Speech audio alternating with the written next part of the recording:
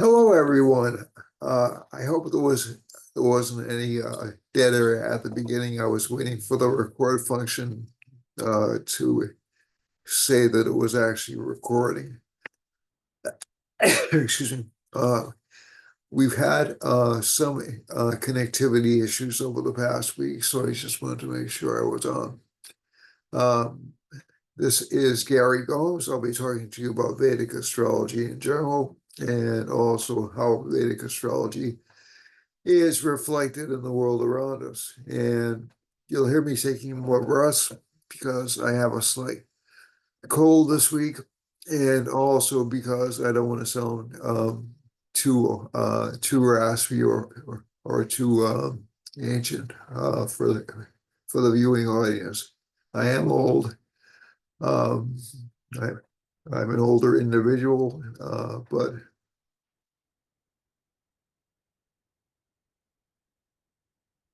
excuse me, that helps a little bit. But I want to make sure that I'm speaking clearly for you and that everyone can hear me and understand me. All right. So for those of you who would like a reading, you can contact me at 508-525-0001. I am still accepting students. Uh, Again, you can text me or email me at 508-525-0001. You can contact me through Facebook, although I wouldn't recommend it because unfortunately I rarely check the messenger response through Facebook. So that's sort of, I should be more religious about that, but I'm not.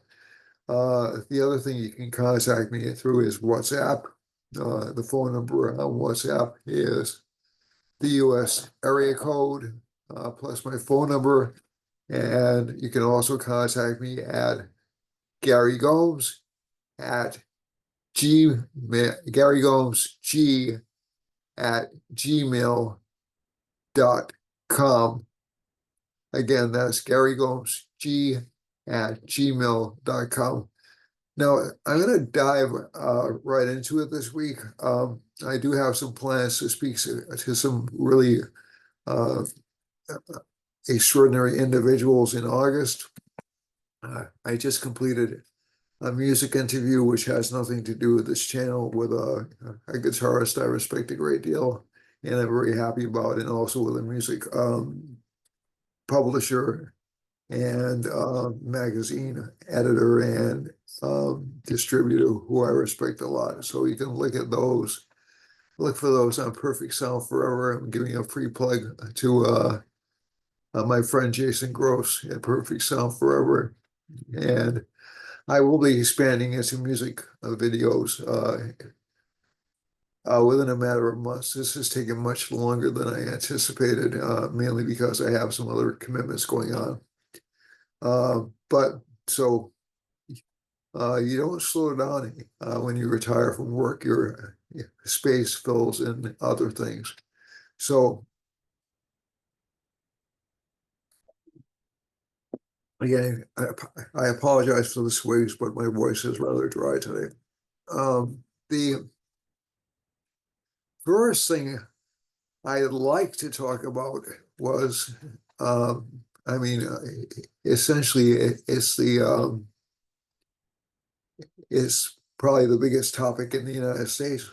Was the Biden-Trump debate, and also the fallout from that. So we are seeing increasing pressure from the Democratic Party uh, for President Biden to step aside and have somebody else come in. We also have elections, which again, no big surprise. Labor won,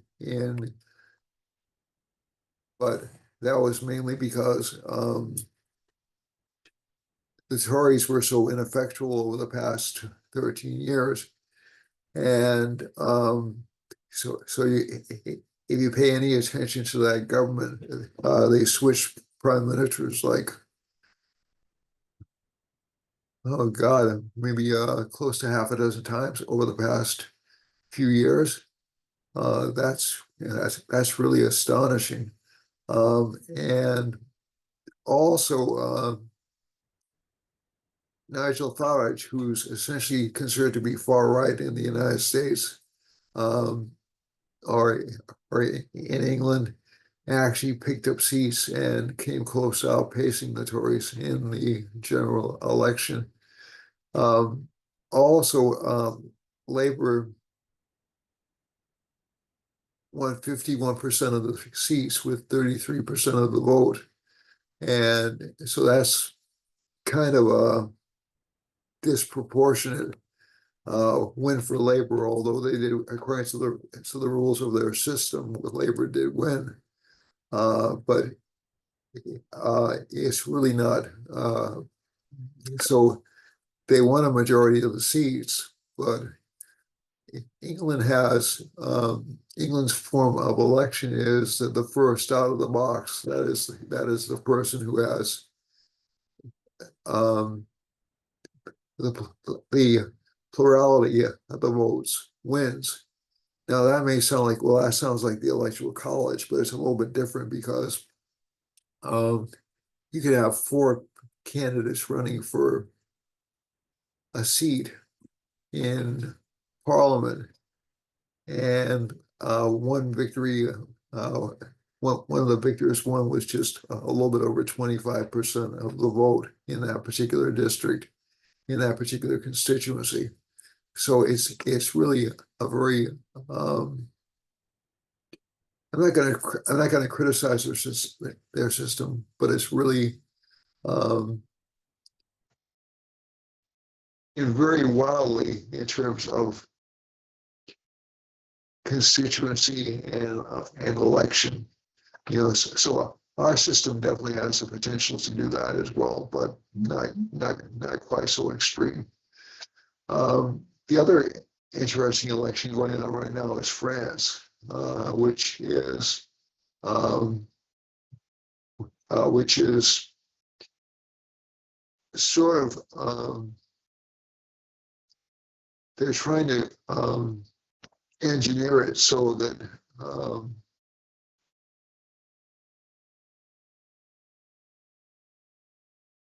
the French right-wing party run by Marine Le Pen receive a majority of seats, and it's interesting because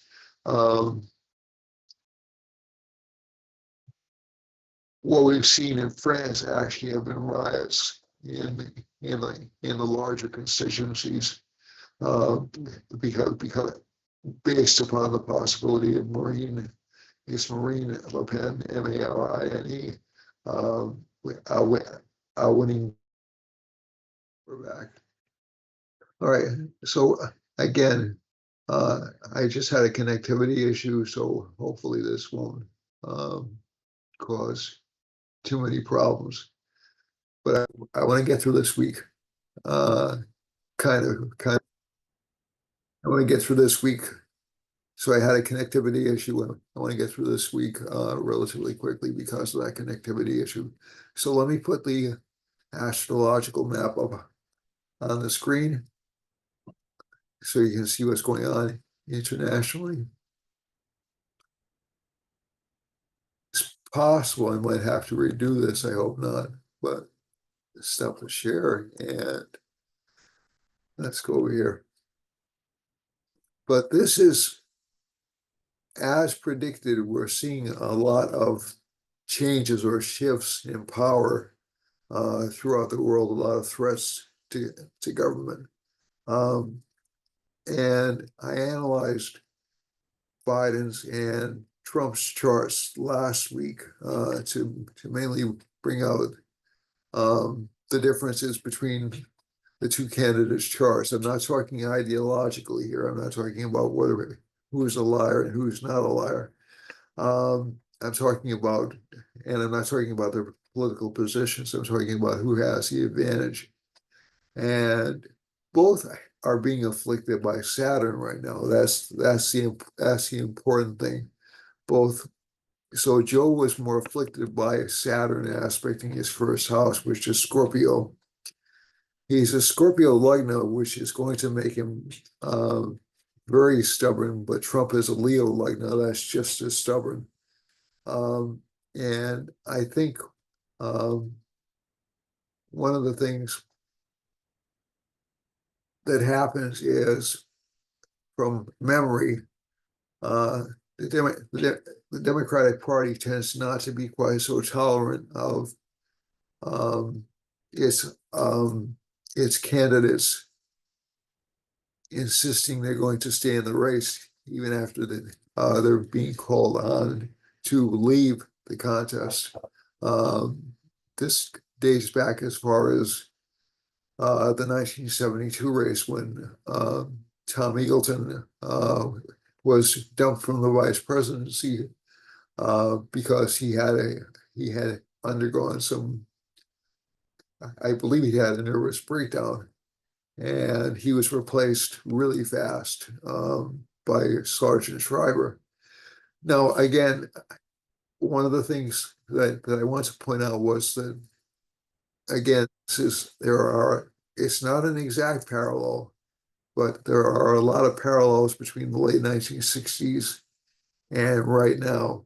Okay, so again, and that's mainly due to the Saturn Rahu conjunction, but the Saturn Rahu conjunction is not as long lasting as the Saturn Rahu conjunction that occurred between 1967, roughly 1967, and 1969.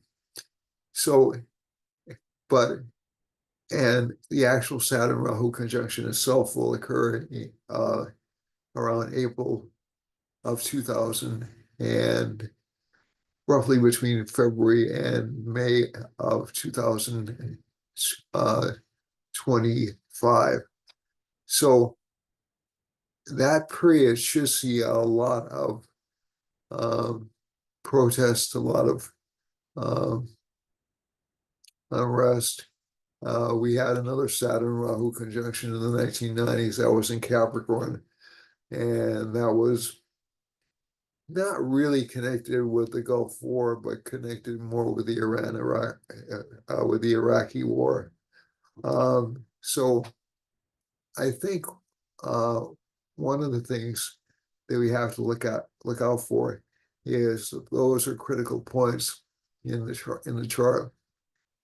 If we're looking at, so President Biden, I saw President Biden on TV last night, and he didn't want to drop out of the race. He said unless God told him directly to, and God came down and told him to, he would stay in the race. And we'll see what happens. That's something that is really with Rahu in his fifth house, he probably feels lucky. You know, that's one of the things about Rahu being in the fifth house. It can give kind of an energy to the person. Rahu is in Trump's eighth house, but he also recently has the advantage of Mars being in the ninth house of his chart and Saturn being in the seventh house, which is actually not a bad combination for success. Plus, Sun is in his 11th house right now. Now, as we go on, as the year progresses, Trump leaves helpful Mahadashas and enters a Venus subperiod as the election draws nearer. Plus, he'll have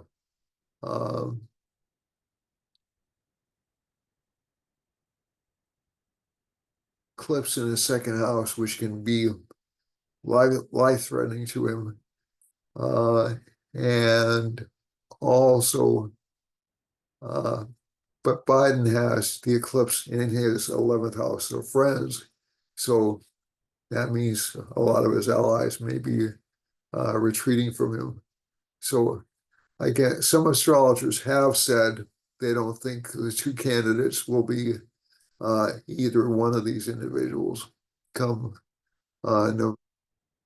So I'm not inclined to go that far, but these are certainly danger points for both candidates.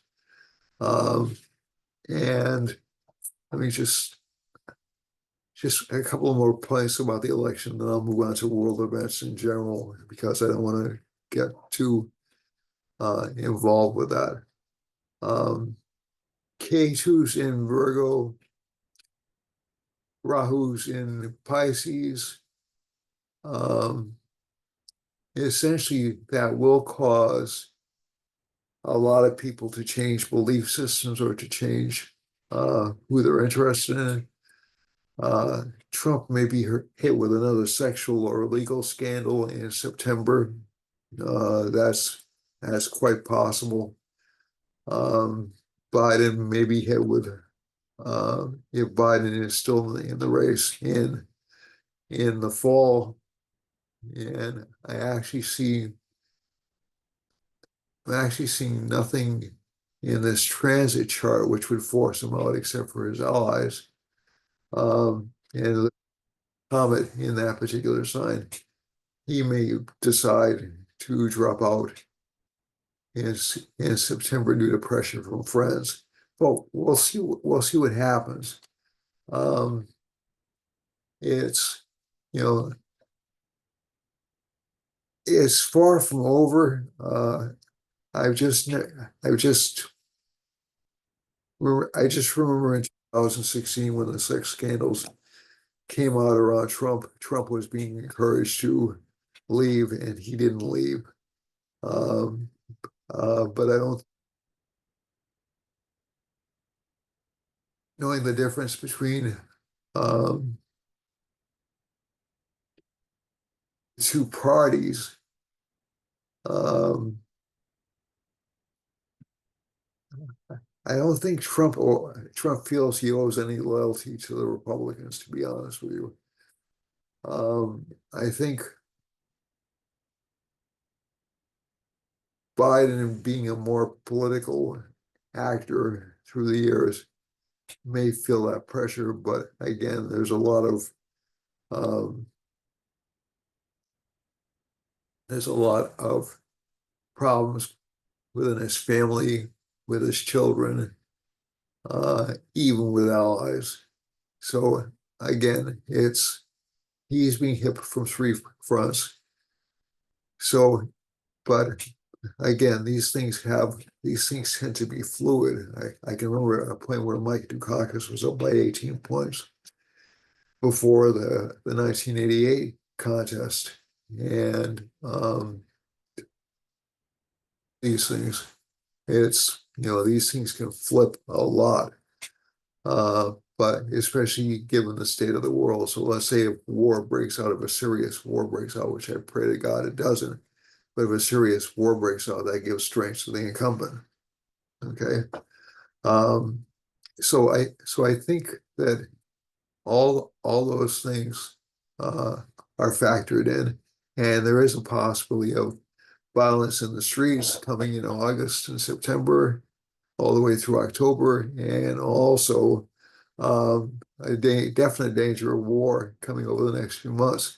Now, again, these are possibilities. I'm not saying they're absolutes. So keep that in mind. But again, we are seeing a lot of patterns which are sort of like leading up to that kind of a situation, especially as the summer comes to an end. So let's get back to the world in general and what's happening right now. We have K2 in Virgo. This does give the potential for more fires, more catastrophes, more earthquakes. K2's in an earth sign. Um, California has we'll look at the regional maps, but California has been experiencing some pressure lately. Various parts of the world have been subject to flooding, like massive flooding, and I believe in Afghanistan. And Saturn and Mars This essentially makes energy prices higher. So there's been a shift in, let's say, places like Saudi Arabia, where although energy prices are low right now, and they've been deflated, you know, which is good for the consumer, but I don't sustain it long. Um, but there are dangers of threats from various parts of the world, especially and especially inflation coming, especially within about 2 weeks at the outside as Mars conjoins Jupiter. Um, Saturn, Rahu's hemmed in by Saturn and Mars. Rahu's a negative planet to begin with. And I think this combination makes it a little bit easy to panic. Mercury's in Cancer. I spoke about this before. Mars is aspecting Mercury for the time being. That's not a good combination for truthfulness from the press. I think that, and again, keep in mind, Saturn aspecting, Saturn's throwing what's called a Rashi aspect, or even a retrograde aspect on Mercury. So we're not really going to get all the information we think we need in order to make decisions. That's just the way it is. Sun will be with Mercury within about a week and a half. So again, that tends to mean more governmental control over communications. So essentially what you've seen over the past couple of weeks is basically what happens when Mercury functions away from the direct influence of Mars or the direct influence of the Sun or Saturn. And essentially what that means in plain English is um, the media has been reporting a little bit more honestly than they normally do. Um, and and it's really unique because you get like these little breakdowns in which the media is worried about its reputation because of events that it can't hide or can't deny, nor does it want to because it's relying on commercial support, right? So I think this will be an interesting few months, and you are going to see more media layoffs, more media scandals, um, more changes in direction in the entertainment industry, and also, especially around the world, more government upsets. So this doesn't necessarily mean that Europe all of a sudden uh, is going to shut its borders, but there's pressure for in Europe as well as in the United States to control immigration more, to control the swell of refugees more, and to control it more. And uh, that's going to be, and that's mainly because of Jupiter being in Taurus. So it's going to make us closer to our traditions, and also fear for financial security, and Saturn being in Aquarius, which essentially is retrograde now. So it makes us pull back a little bit and say, well, all these new things are nice, but how are we going to support our country? How are we going to support ourselves? And I'm not coming down on either side. I'm just saying that Saturn Mars combination is having people ask a lot of tough questions. So Saturn is almost exactly aspecting Mars to almost the exact degree right now. It did last week, and that was also what opened the gateways for increased government criticism. So I think that so that there's an expectation that there's an expectation of perfection. And what I mean by that is that people will be less willing to forgive and forget if a mistake is made or if a judgment call is not made properly. This aspect won't last much longer. It'll so that to um, work to sort of bring back things to the way they were. But this is something that I don't think can be undone. The um, and interestingly enough, this was also when um, former President Trump received a lot of relief in court cases. Now, that doesn't mean they aren't going to try to bring more court cases against him, but that strategy has been very, um,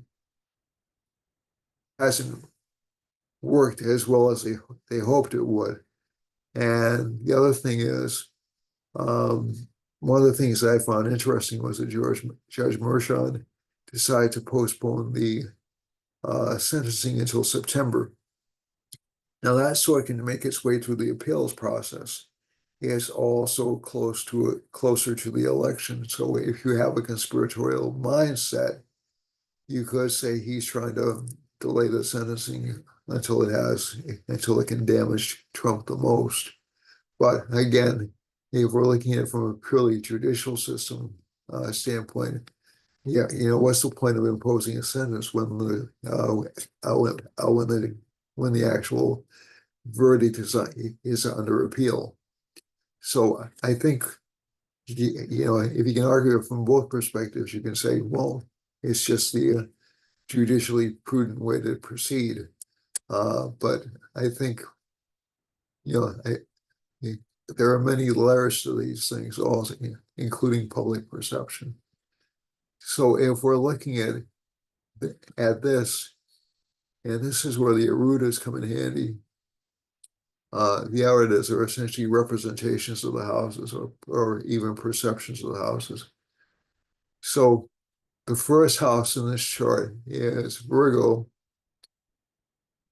The perception is that a lot of desires will be thwarted, okay, because the arudha for the third house, which is a house of desires, and brothership or allies is being thwarted by Ketu.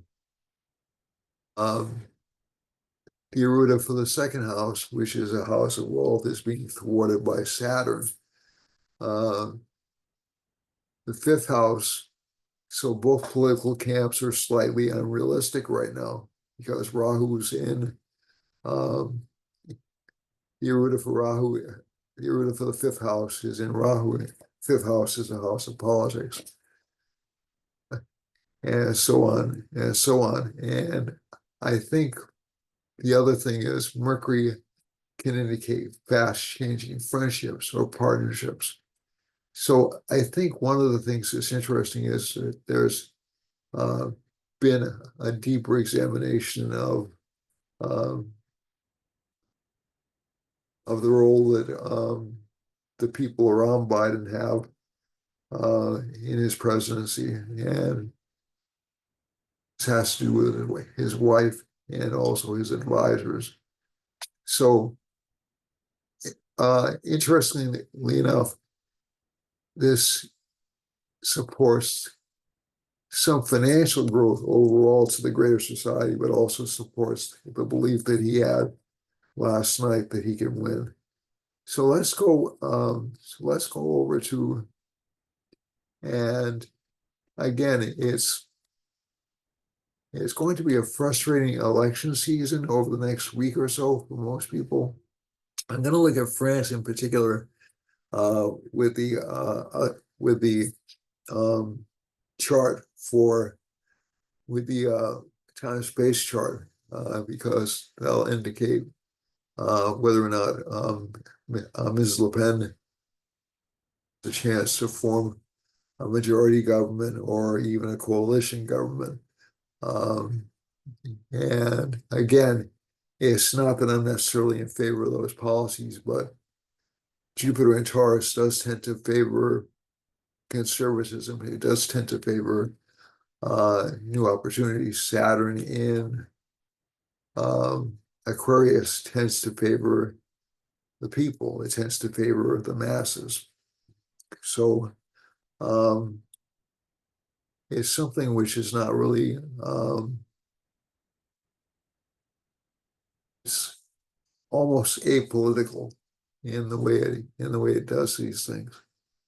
So let's go to the actual analysis. We're going to stay in this chart for the time being and look at Aries as for the coming week. So Mars is in the first house. This will make this sign very forceful, very aggressive, very prone to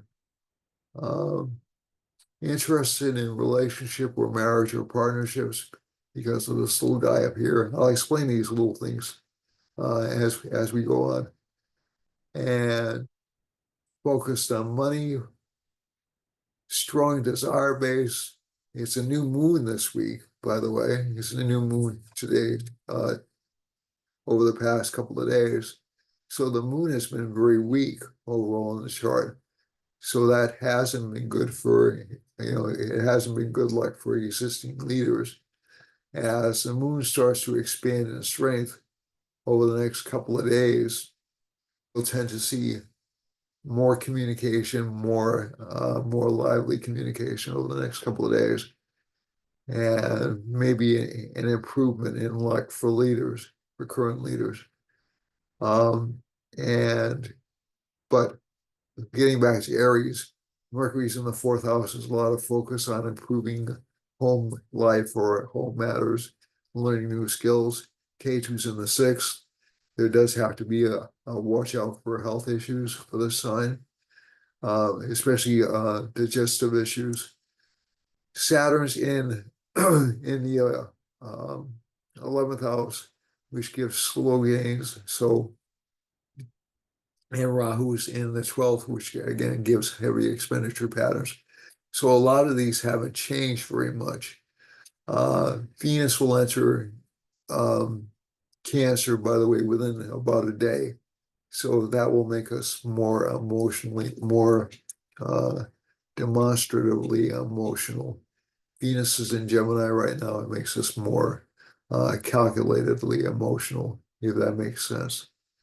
So you'll have Moon, Venus, and Mercury all in Cancer. So it'll be kind of a nice combination, but I always tend to say a lot of optimism, a lot of good feelings, but also a lot of confused emotions.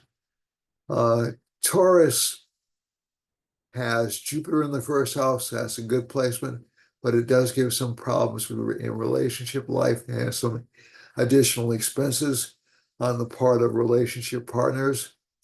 Sun, Moon, and Venus are in the second house, Moon and Venus moving to the third within a day. You'll start to see this sign actually start to be more polite and more, but also more forceful about money, like you're about money. And let's just see now, fourth house lords in the second, so there'll be increased attention on home life again, the same as Aries, but there'll be more responsibility connected with home life, at least from this placement. K2 in the fifth, some problems with children, some problems with love affairs or romantic involvements. Seventh house has Mars in it, Lord of the seventh, we've already spoken about. Saturn is in the 10th house, so a lot of work for the sign, a lot of effort to make money. And Rahu in the 11th house, there'll be a lot of publicity, but not a lot of financial gain, unfortunately. For Gemini, Gemini has Sun, Moon, and Venus in the first house, so this sign will seem more gregarious, and it'll bring in additional possibilities for financial growth over the next couple of weeks because of Venus, over the next month really, because of Venus being in the sign. Mercury will go retrograde around the 17th, and you'll start to see uh, more attention in this sign being paid to itself, paying more attention to itself, excuse me. And overall, if we look at K2 in the fourth house, more family issues, more worries about bad luck. Rahu's in the 10th, more career growth. Saturn's in the ninth. Not bad, but again, it's a retrograde Saturn, so some of the contacts this sign will have made will seem to dissipate or disappear a little bit. Mars is in the 11th house. That's good for financial gains. Jupiter's in the 12th. It can actually produce good opportunities for monies, especially making money overseas. For Cancer, Mercury's in the first house. You'll soon have a Venus Moon Mercury conjunction in this sign. That'll make the sign much more charismatic, much more friendly.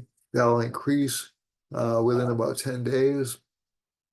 And there'll be some financial gains for this sign within about 10 days' time. But at least over the next couple of weeks, you'll see more financial potential or more potential for financial growth and career prominence. K2's in the third house, but also it'll be much more emotional over the next couple of days. K2's in the third house. That's a good placement for fulfillment of ambition. Saturn's in the eighth house. Again, it's a time of rediscovery, rebuilding the sign. Rahu's in the ninth house. This is good for fame or recognition. Not much monetary gain though. And Mars and Jupiter finally show up in the 10th and the 11th house. So more aggressive energy connected with career, more career success, but also a heavy expenditure pattern until really about 10 days from now. For Leo, Leo has Sun in the 11th house, so it's good for financial gains for this sign. And you'll see a gradual strengthening of this sign as the month goes on. K2's in the second house. A lot of what this sign says will be misunderstood or misinterpreted, but also it does give a certain fearlessness and a certain silence to this sign. It makes it more crafty than normal. So that's actually good for this sign. Jupiter aspects the second house will bring more money, but the money will disappear quickly as well. Venus is in the 11th house, so that'll bring financial gains. And finally, we go over to Saturn in the 7th house, and almost everything in this sign will be connected with financial gains and improving of monetary situation. But there will be some loss of prestige within about 10 days because of all these planets entering its 12th house. But overall, it still looks like a relatively good period for this particular sign over the next week and over the next month. For Virgo, Virgo has K2 in the first house, Rahu in the 7th house. It'll be very intuitive. It'll also make this sign a little bit lazier than normal or a little bit less energetic than normal. And it'll also feel a certain amount. There'll be bouts of depression or not depression so much as maybe feeling that you can't get ahead. That is illusory. Don't pay attention to that.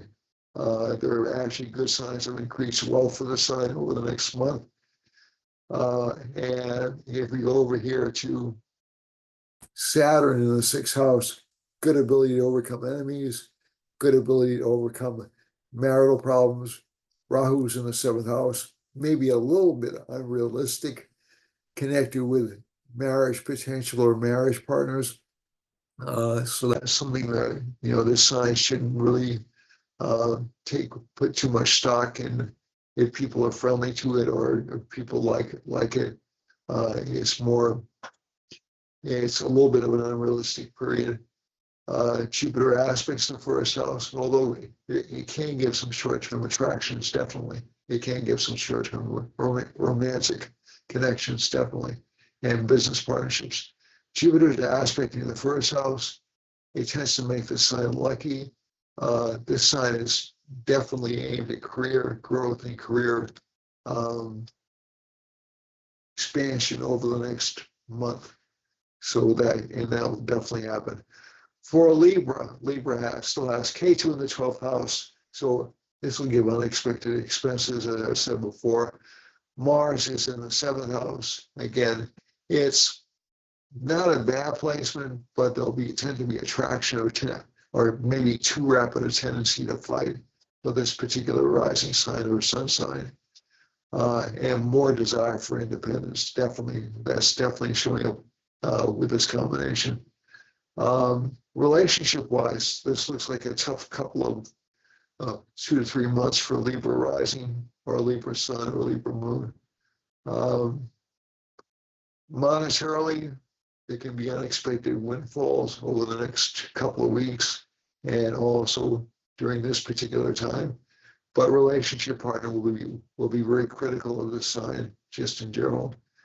Saturn's in the 5th house, so there'll be a desire to study things you've studied before or go back to things that you had dropped, especially creatively or academically. And Rahu in the 6th house, definitely ability to overcome enemies and problems. Mars in the 7th, definitely ability to lead. Jupiter's in the 8th, again, unexpected windfalls. And some career success is indicated for this planet over the next month and a half to 2 months. So that looks very good for this particular sign. For Scorpio has Jupiter in the 7th house. It gives this sign the overwhelming conviction that it's right. Jupiter's aspecting K2. It will tend to control his friends, although his friends may be giving it good advice. Saturn is in the 4th house, so this can hurt status or can make this person's position in life a little bit tenuous. It's a difficult position for holding on to power. But again, Saturn's in a stubborn sign, and Mars will soon be in a stubborn sign as well, along with Jupiter. So that will make it feel like it's really, really right within about 2 weeks or so. Sun, Moon, Venus, are in the 8th house. That gives low energy level to the sign, which should increase over the next couple of months, especially the end of this week.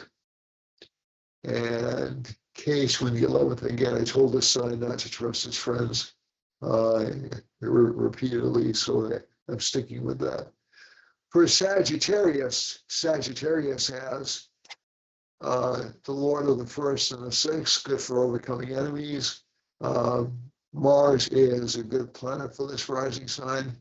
It rules the 5th house of politics, but also of luck and children. So this should be a good period for luck, but you'll have to work hard to bring it forward because Saturn's still aspecting Mars. Rahu is in, I'm going to pull myself a little bit closer to the screen, center of the screen. Rahu's in the 4th house, some disruption of daily life, maybe even change of career or redirection in career matters. Mars is in the 5th, we've already discussed that. Jupiter's in the 6th, we've already discussed that.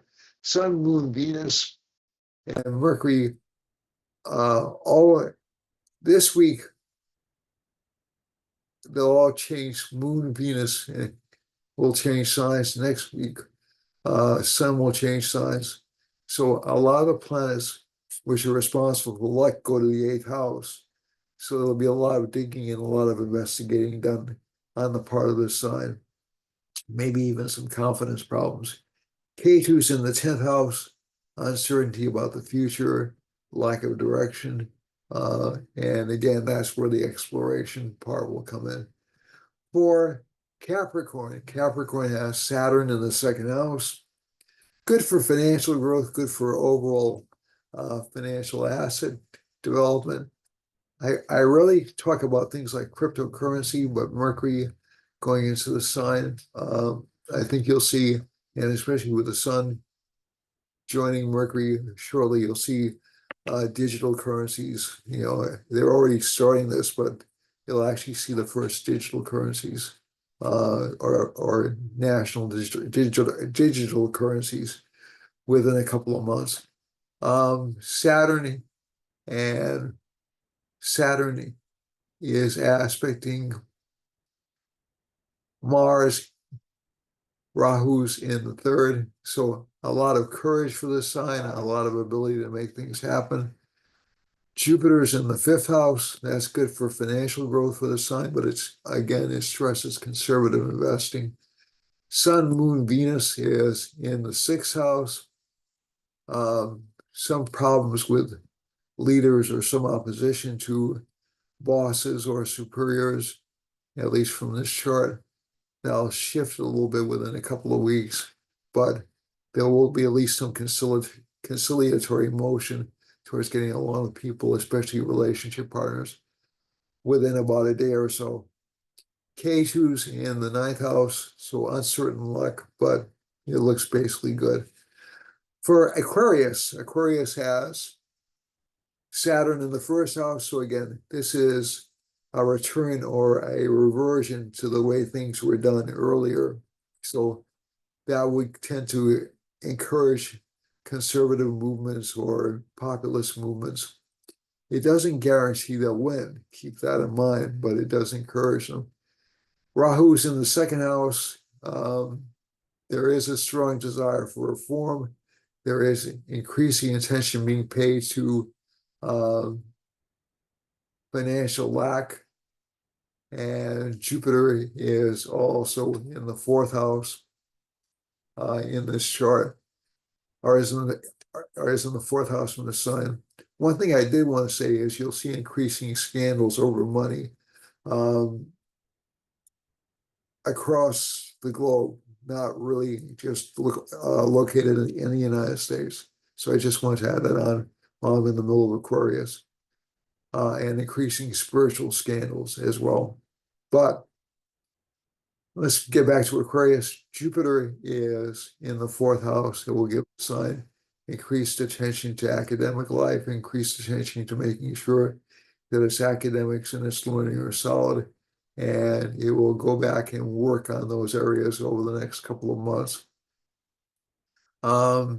This is not a bad placement for Sun, Moon, and Venus. Overall, it gives good luck. But Moon and Venus will be entering the sixth house. It's Moon's hot in the natural house. Venus and Mercury, which are both lucky planets for this rising sign, will tend to be in the sixth house. So you're going to have to fight for everything you get. And Mars will be aspecting that combination. So I expect the fights to be pretty tough. K2 in the eighth house, again, a lot of exploration of unknown subjects and learning new things. So this isn't a bad month, but not a lot of exterior activity, more home activity for Aquarius based upon this placement. For Pisces, Pisces has Rahu in the first house. That tends to make the sign a bit dissatisfied about what it has. Mars in the second house, more attention on accumulation of wealth, more stress placed upon the potential for loss because of Saturn being in the 12th house. Jupiter's in the third house, strong desire for financial stability or security. Sun, Moon, and Venus are in the fourth house right now. Moon and Venus will soon move to the fifth, so you should see some additional luck coming to the sign and even some financial luck coming within about 10 days. For relationship life, or relationship partners will be very confusing. And this chart, this sign will be subject to what I would call Mars affliction or having disputes with spouses or partnerships. Saturn in the 12th, I'm not crazy about, but again, I think one of the good things about it is it keeps the sign humble and it keeps it from speculating too much. But it does have to worry about keeping its reputation impeccable. Let's go to the global map now. Yeah, astro mapping, relocate map. And we'll see if we can enlarge it. Didn't do what I wanted it to do, so we're going to go revert it. Whoops. Zoom out. Okay. We're going to close it and open it again. Okay, that's the simplest way to get this done. And now it works. So we have Moon, Venus, and Mercury next to Rahu, close to Hawaiian Islands. So this indicates some kind of scandal brewing in the Hawaiian Islands or some kind of dissatisfaction with the government there. It's kind of a weak Rahu influence, if I'm honest with you, but it is there and it is crossing the sun. So that's why I'm saying it's going to give some changes to government structures, maybe even in Alaska as well, or some scandals connected with government in those places. And we will hear about it because Mercury and Venus will essentially broadcast that. Mars is off the west coast of Canada or intersecting off the west coast of Canada and the United States, so more potential for earthquakes or climate connected issues, and also more potential for fighting or for protests in those parts of the world and country. So pretty much from Vancouver down to California. Even though it's not right on the line, it's close. Jupiter is passing over New Mexico, Texas, and Mexico proper, and over central Canada. So this indicates a desire to return to traditional government or to a more conservative government set. Jupiter is inherently a conservative or a tradition-oriented planet. That's something that I think I can't emphasize enough. And Jupiter with Saturn essentially pushes us back into a more fearful kind of a situation. So Jupiter's with Saturn right here in Texas, and it's going down through North Dakota, South Dakota, Nebraska, Oklahoma, and down into Texas and close to Louisiana. So this part will see some hardships, some financial hardships, and also in Mexico, some strife in Mexico. The sun is located off the coast of New England and the United States in general, and there is a Rahu line coming down over Haiti, and there's a sun line coming over Puerto Rico. So let's see if I can put those together. So this will give some government scandals, especially in these states right here, because this is where the Rahu line is intersecting. Government scandals in the Dominican Republic and Haiti, government scandals in Venezuela, Guyana, Ecuador, maybe even some panic in those parts of the world because Rahu is the planet connected with panic. And governance structures will change in Puerto Rico, Guyana, Brazil, Bolivia, and even to a certain extent in Argentina. There is a Venus-Moon conjunction going over Paraguay and Uruguay. And so I'm a little bit concerned about flooding, in that part of the world because of that combination. And Mercury, we'll be hearing a lot out of Brazil, maybe even some fighting down in Sao Paulo, which looks like that. Sao Paulo or Rio de Janeiro, I'm not sure where that is in the chart. And if we follow this Mars line, it's showing up over Scotland, England, all the way into Norway. And oh my gosh, what's this line here?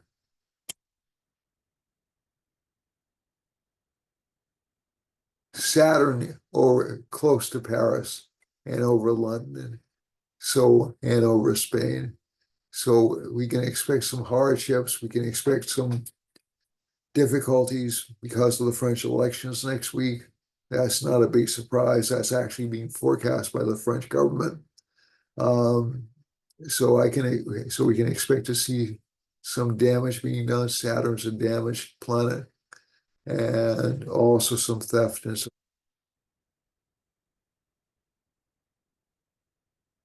How long it'll last?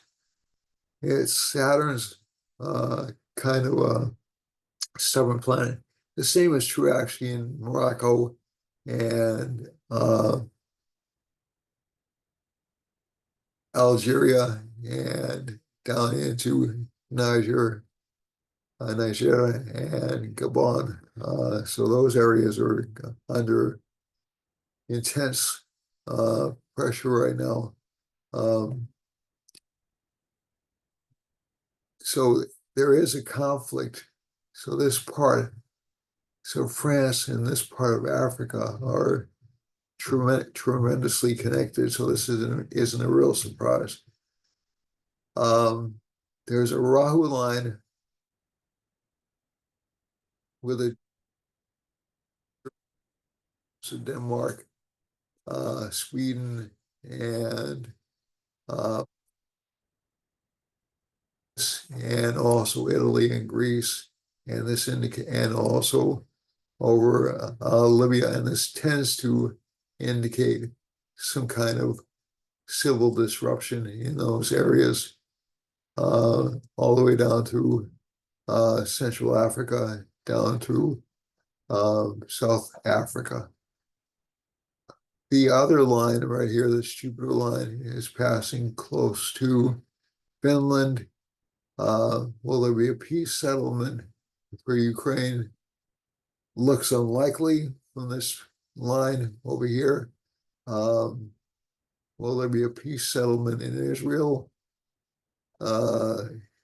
It's a descending sun line, so that looks unlikely to me as well. Some potential for Earth-related problems in Western Turkey and Syria.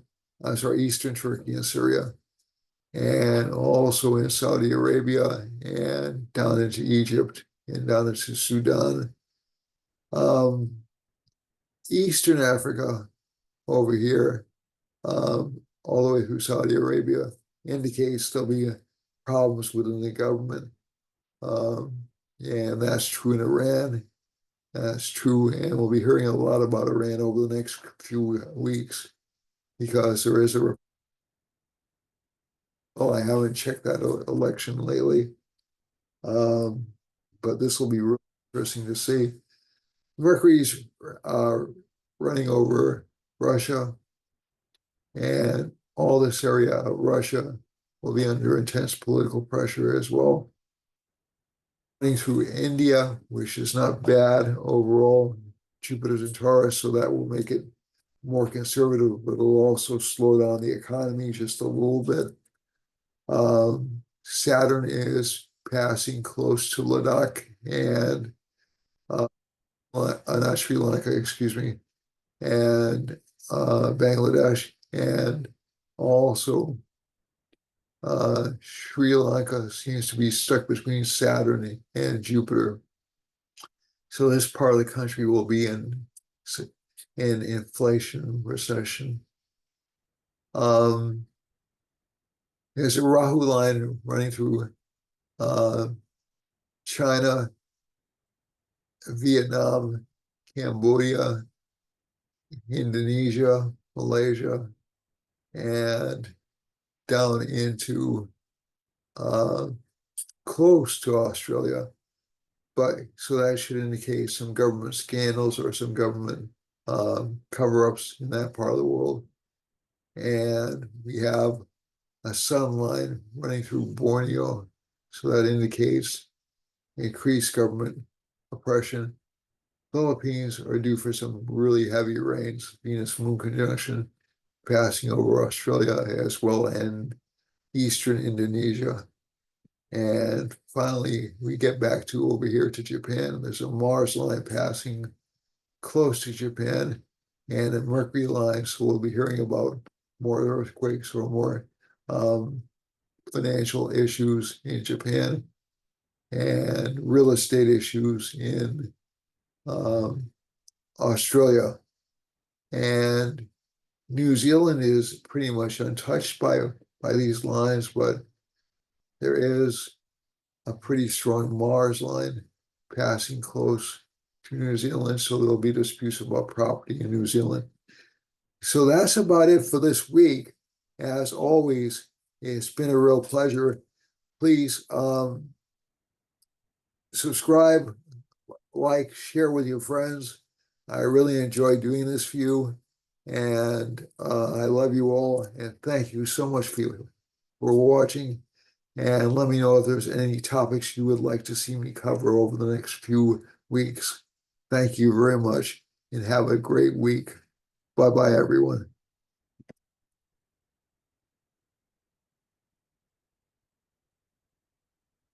You well.